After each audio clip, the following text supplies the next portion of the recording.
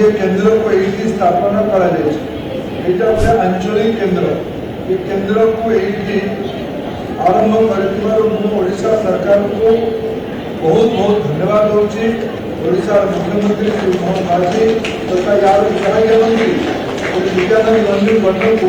अशेष अशेष कृतज्ञता ज्ञापन कर संबलपुर तरफ पश्चिमांचल तरफ मुझे बुला से केंद्र को बुला ये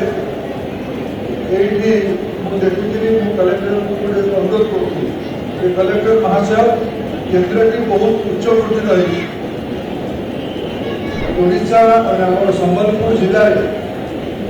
जी डाक्तखाना अच्छी सरकारी और बेसरकारी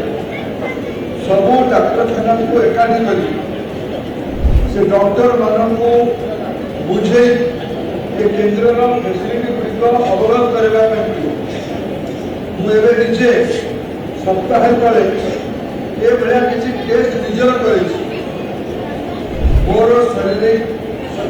सुस्थता दिल्ली रे जो टेस्ट करेली संबलपुर आज देखिए 1.5 गुणा अधिका गुणात्मक मेसीन सब आम लगा